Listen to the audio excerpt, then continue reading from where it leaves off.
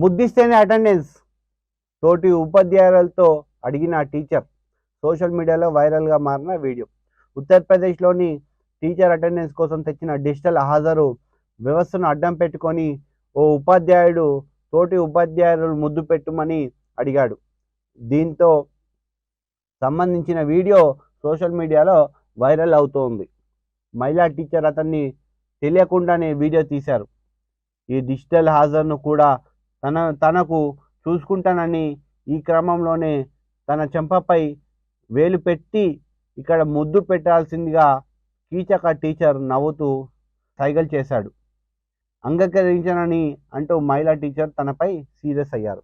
So ఇది ఉత్తరప్రదేశ్లో జరిగిన వార్త.